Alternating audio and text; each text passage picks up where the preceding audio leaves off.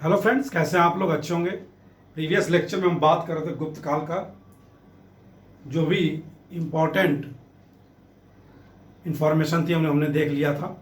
आज जो बात करेंगे गुप्तोत्तर काल की, यानी कि गुप्तों के पतन के बाद कैसी राजनीतिक स्थिति रही भारत की।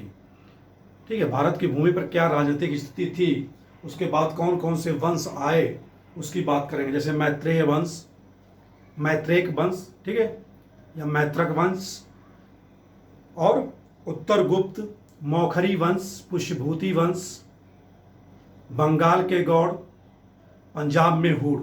ठीक है, तो आज शुरू करते हैं गुप्तोत्तर काल। सबसे पहले हम बात करें मैत्रक वंश की। ठीक है, गुप्तोत्तर काल में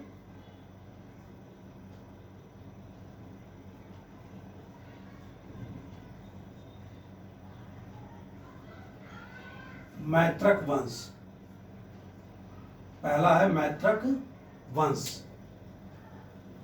मैत्रक वंश कहाँ था, भारत के किस क्षेत्र में था? यह था गुजरात के क्षेत्र में, वल्लभी जगह, वहाँ पर वल्लभी के मैत्रक कहते हैं इनको। तो वल्लभी में थे, गुजरात। लिख लेते हैं हम एरिया इनका।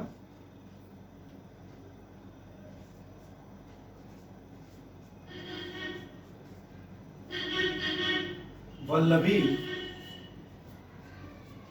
गुजरात। और जो इस वंश का संस्थापक था वह था भट्टार्क। कौन था? भट्टार्क। ठीक है, मैत्रक वंश वल्लभी गुजरात में है, भट्टार्क इसका संस्थापक है। ज़्यादा कुछ इसमें इंफॉर्मेशन नहीं है। एक दो शासकों का नाम मिलेगा, और जैसे ध्रुव सेन फर्स्ट और ध्रुव सेन सेकेंड। ठीक है, इसमें और जो आगे शासक होते हैं वो कौन होते हैं? ध्रुव सेन फर्स्ट और ध्रुव सेन सेकेंड। ध्रुव सेन सेकेंड जो था वह क्या था? रिलेटिव था हर्ष का, यानी कि हर्ष का दामाद था ध्रुव सेन सेकेंड। ठीक है, ये मैत्रक वंश है, वल्लभी गुजरात में। अगले जिस वंश की बात करेंगे हम, इसको कहते हैं मालवा के यशोधर्मन, यानी कि जिसने स्थापना की उसी के नाम पर पड़ गया है। तो अगला जो वंश है यशोधर्मन।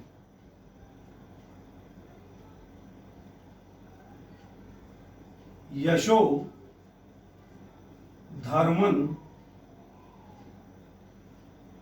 वंश।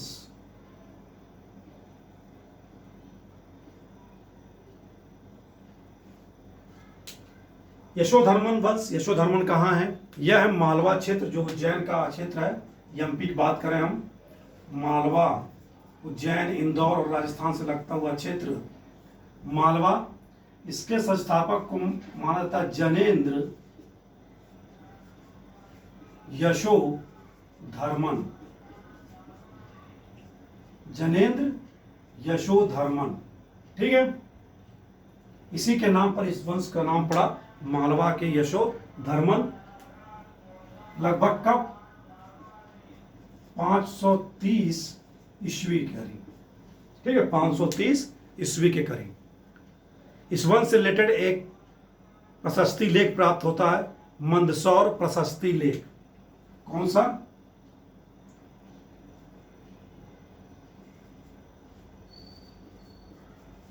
मंदसौर प्रशस्ति। ठीक है, मंदसौर प्रशस्ति में क्या है? इसका नाम जनेंद्र प्राप्त होता है। ठीक है, मंदसौर प्रशस्ति में इसका नाम जनेंद्र प्राप्त होता है, जिसका साम्य स्थापित किया जाता है किससे? यशोधर्मन से। इसीलिए जनेंद्र यशोधर्मन को यशोधर्मन वंश का संस्थापक माना जाता है, मालवा के। ठीक है, और मंदसौर प्रशस्ति में इसको क्या कहा गया है? उत्तर भारत का चक्रवर्ती शासक। क्वेश्चन पूछता अगर कि उत्तर भारत का चक्रवर्ती शासक मंदसौर अभिलेख में किसे संबोधित किया गया है, तो कौन होगा? यशोधर्मन। ठीक है, एक तो जनेन्द्र नाम मिलता है और दूसरा इसको क्या संबोधित किया गया है, उत्तर भारत का चक्रवर्ती शासक, शॉर्ट में लिखा है उत्तर भारत। ओके, यशोधर्मन वंश का जो क्षेत्र है, बात करें हम, उत्तर में हिमालय से लेकर दक्षिण में महेंद्र पर्वत तक, ठीक है, और पूरब में ब्रह्मपुत्र नदी से लेकर और पश्चिम में समुद्र तक का जो एरिया है गुजरात का, वहां तक फैला था। इतना बड़ा राज्य था। यानी कि गुप्तों के अंत के बाद ये पहला राजवंश है जो भारतीय राजनीति में क्या है, सबसे ज्यादा महत्व रखता है, सबसे ज्यादा शासन क्षेत्र रखता है, ब्रह्मपुत्र तक है। यानी कि जो बंगाल में एक वंश था दत्त वंश, ठीक है, कौन था, दत्त वंश का विनाश किया था इसने, दत्त वंश का विनाश।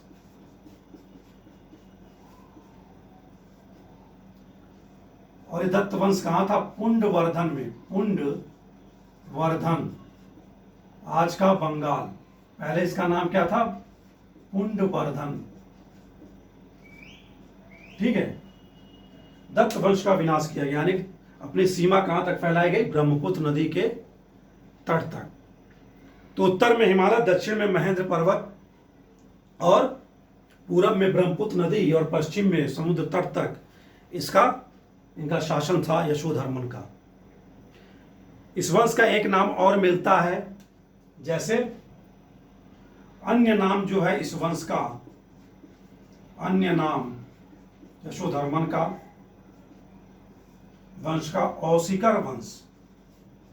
अगर क्वेश्चन यशोधर्मन न देकर क्वेश्चन पूछे क्या कि औशिकर वंश का संस्थापक कौन था, या औशिकर वंश का राजधानी कहां थी, मालवा क्षेत्र, ठीक है, तो औशिकर वंश भी इस वंश का नाम प्राप्त होता है, औशिकर, ठीक है। ये हो गया यशोधर्मन वंश से रिलेटेड।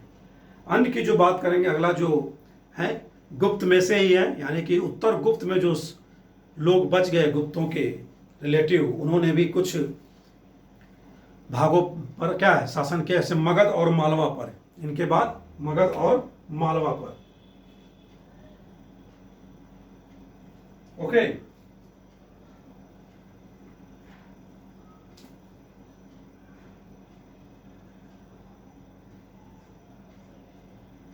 उत्तर गुप्त,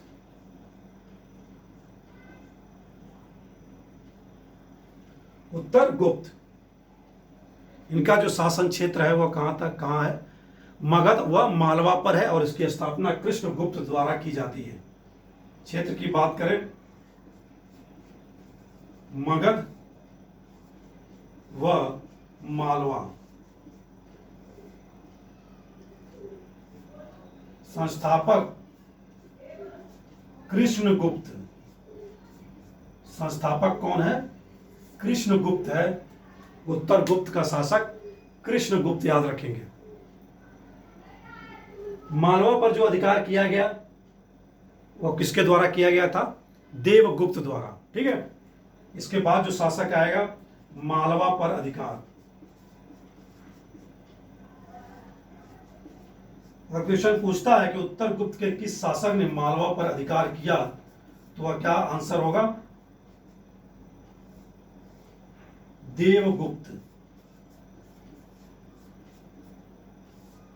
कौन है, देवगुप्त। ओके, इस वंश में जो अगला शासक है वह है कौन, आदित्य सेन, 655 से लेके 77 ईस्वी तक, ठीक है, जिसने 3 अश्वमेध यज्ञ किए। और इसके समय एक चीन राज्य का, चीन देश का राजदूत आया, क्या नाम था उसका, वांग वेन तसे, 671 ईस्वी में भारत आया, 2 बार भारत आया, ठीक है। और आदित्य सेन द्वारा ही क्या है, बोध गया में मंदिर का निर्माण कराया गया था, ठीक है। तो अगला शासक कौन है, आदित्य सेन।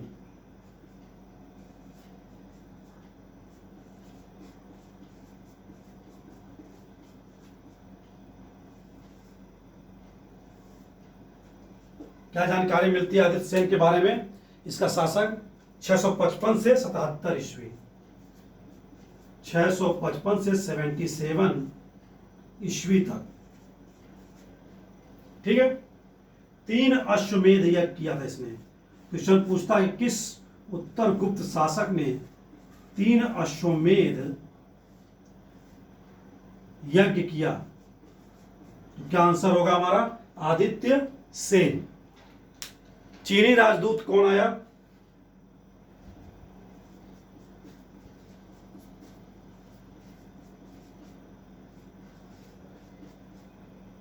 चीनी राजदूत वांग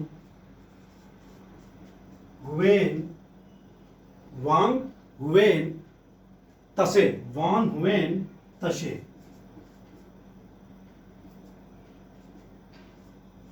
ठीक है, 2 बार आया था भारत, यह इसके शासनकाल में 2 बार आया। ठीक है, क्वेश्चन आते हैं, क्वेश्चन पूछे जाते हैं राजदूतों के बारे में। वांग हुएन तसे कब भारत आया? तो यह आया था 671 में, इसके समय यह आया था 671 एडी में। ठीक है, चीनी राजदूत। और बोध गया में मंदिर का निर्माण किसके द्वारा कराया गया? आदित्य सेन द्वारा। बोध गया में मंदिर का निर्माण, ये सारे फैक्ट किससे संबंधित हैं? आदित्य सेन से। ठीक है, आदित्य सेन। ओके, बोध गया में मंदिर का निर्माण। ये कुछ नाम मिलते हैं उत्तर गुप्त में शासकों के नाम। ठीक है, अगला किसकी बात करेंगे हम? अगला जो वंश है वह है मौखरी वंश। कौन सा वंश? मौखरी वंश।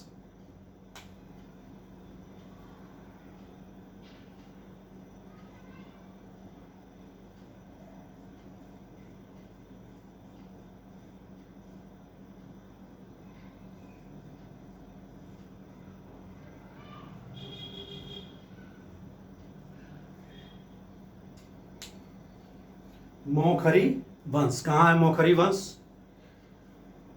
510 ईस्वी में इसकी स्थापना हरि वर्मा द्वारा की गई कन्नौज में। कहां पर?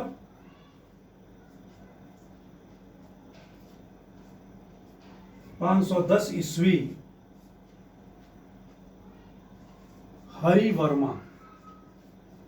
वर्मा वाले जो नाम याद आएंगे क्वेश्चन पूछे तो सब किससे? मौखरी वंश से। हरि वर्मा, कन्नौज।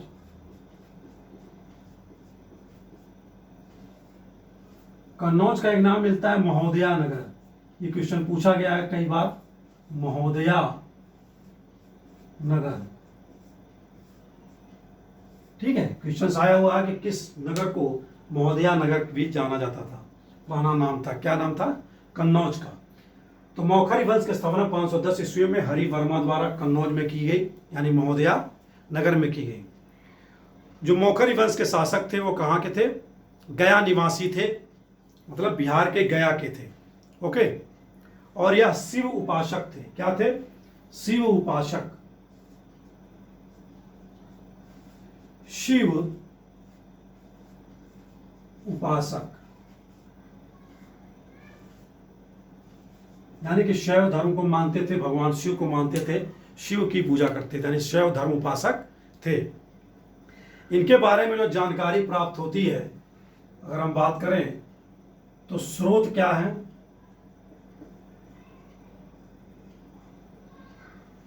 स्रोत हर्ष के समय कवि है बाणभट्ट, उसकी रचना है हर्षचरित। उसमें क्या है? वर्धन वंश और पुष्यभूति वंश या वर्धन वंश कहें, और मौखरी वंश के क्या है? संबंधों के बारे में जानकारी प्राप्त होती है। तो स्रोत पहला क्या है? हर्षचरित।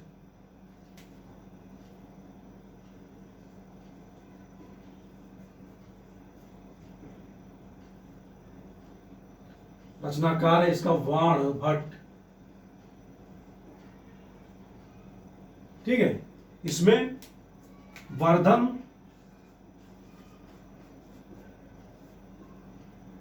व मौखरी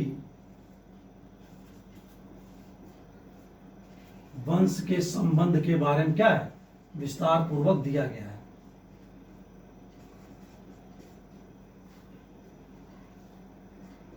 संबंधों की क्या है, जानकारी है। वर्धन और मौखरी वंश के संबंधों की जानकारी है। ओके, जैसे क्या है, ग्रह वर्मा जो इसका एक शासक है, ग्रह वर्मा, उसकी शादी किससे हुई थी, हर्षवर्धन की बहन राजश्री से हुई थी। ठीक है, और ग्रह वर्मा की हत्या कर दी जाती है उत्तर गुप्त शासक देवगुप्त और बंगाल के गौड़ नरेश शासक शशांक द्वारा। ठीक है, ये कहानी है, उसमें बात करेंगे हम जब वर्धन वंश की बात करेंगे। तो फिलहाल इतना जानते हैं क्या, संबंधों की जानकारी प्राप्त होती है। एक लेख है हरहा लेख, बहुत सारे लेख है जो जानकारी प्राप्त होती है स्रोतों में। हरहा लेख कहां है, हरहा लेख बाराबंकी यूपी में। ठीक है, बाराबंकी यूपी, बाराबंकी। क्वेश्चन पूछता है अगर यूपीपीसीएस में चाहे यूपीएससी में कि हरहा लेख से किस वंश की जानकारी प्राप्त होती है, तो किसकी है, स्रोत मौखरी वंश का। हरहा लेख हो गया, सोनार लेख हो गया, सोनार लेख। सोनार लेख कहां है, ये भी यूपी के देवरिया डिस्ट्रिक्ट में है, देवरिया जिले में। ओके, असीरगढ़ ताम्रलेख,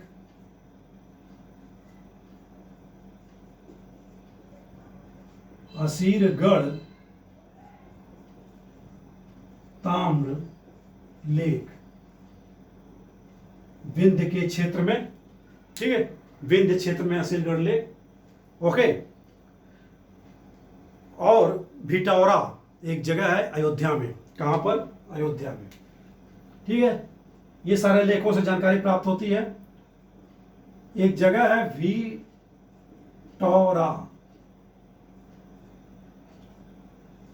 अयोध्या।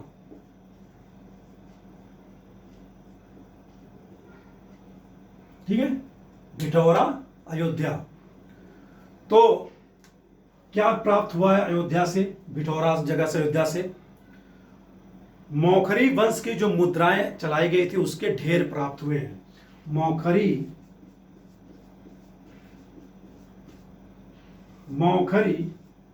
वंश के मौखरी मुद्रा के ढेर प्राप्त हुए हैं।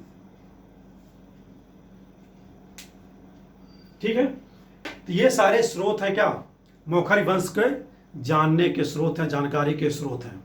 ओके, आगे जो शासक है इसमें हरिवर्मा के बाद अगला शासक कौन है, शासक का नाम है ईशान वर्मा।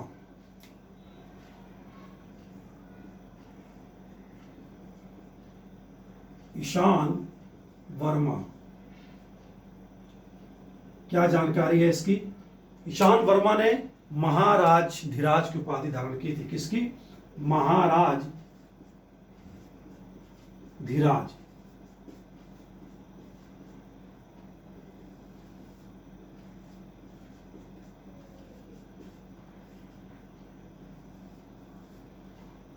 ओके, ईशान वर्मा ने किसकी महाराज धीराज उपाधि धारण की थी। ओके, मुखरियों ने किसको जीता, मगध को भी जीता था, और जीतने वाला शासक कौन था, वह सर्ववर्मा। कौन था, सर्ववर्मा। ठीक है, सर्ववर्मा।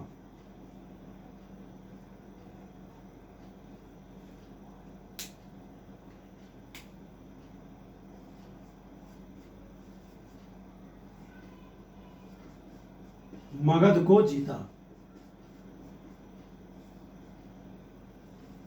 ठीक है, सर्ववर्मा ने मगध को जीता।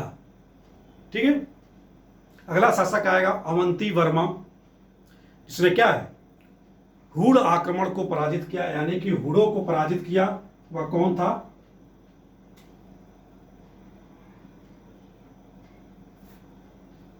हुड़ों को पराजित करने वाला शासक कौन था, अवंती वर्मा।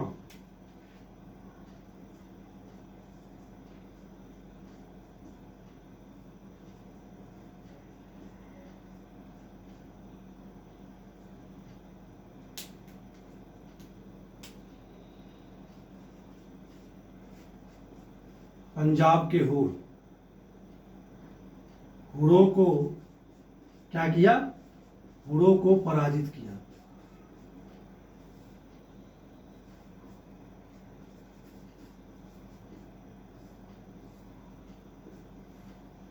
ठीक है, तो मगध को जीता शर्व वर्मा ने, हुड़ों को पराजित किया अवंती वर्मा ने, महाराज धीराज उपाधि है ईशान वर्मा की, और इसके शासक ग्रह वर्मा जो हर्षवर्धन की बहन राजश्री से जिसका विवाह हुआ था, ठीक है, वो कौन सा शासक अगला? ग्रह वर्मा।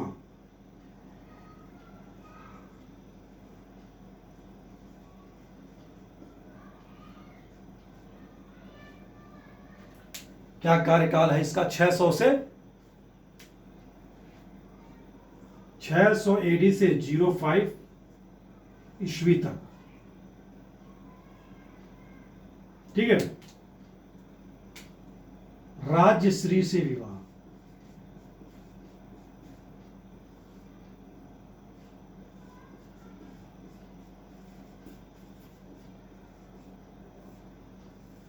हर्षवर्धन की छोटी बहन राजश्री से इसका विवाह हुआ था। उत्तर गुप्त शासक देवगुप्त और बंगाल के गौड़ शासक शशांक द्वारा क्या है, इसकी हत्या कर दी गई थी। उसी का बदला लेने क्या है, राज्यवर्धन जो हर्षवर्धन बड़ा भाई था उसने देवगुप्त की हत्या की थी। फिर शशांक द्वारा क्या है, राज्यवर्धन की हत्या धोखे से कर दी जाती है। ठीक है, फिर बाद में हर्षवर्धन द्वारा शशांक को पराजित किया जाता है। ये सब कहानियां हैं। ठीक है, ये हो गया हमारा मौखरी वंश। इसके आगे जो आएगा वंश वो कौन सा है? मौखरी के बाद, मौखरी वंश के बाद गौड़ शासक, बंगाल के गौड़।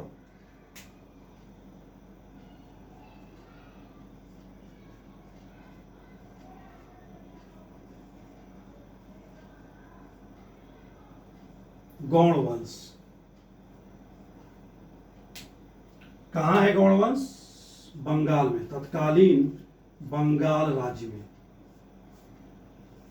शासक है इसका शासक शशांक।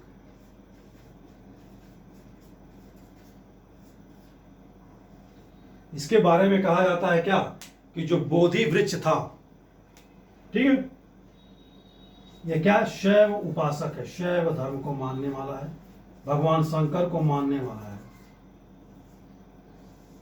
ठीक है, शशांक क्या है, शैव उपासक है। इसलिए क्या है, वो बौद्धों से बहुत ज्यादा यह नफरत करता था, बुद्धिस्टों से।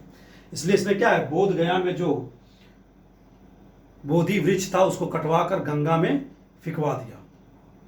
बुद्ध की मूर्ति भी तोड़कर क्या है, गंगा में फिकवा दिया। यानी क्वेश्चन पूछा गया किस शासक ने बौद्ध वृक्ष कटवा दिया था? बौद्ध वृक्ष कटवा दिया। ठीक है, गंगा में फिकवा दिया। बुद्ध की मूर्ति तोड़कर क्या है, गंगा में इसने फिकवा दिया था। इतनी सारी जानकारी है इस वंश के बारे में, ज्यादा नहीं।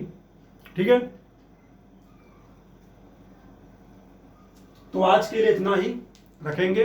कल बात करेंगे हम पंजाब के हूड़ और पुष्य भूति वंश यानी कि हर्षवर्धन वाला वंश, वर्धन वंश की बात करेंगे।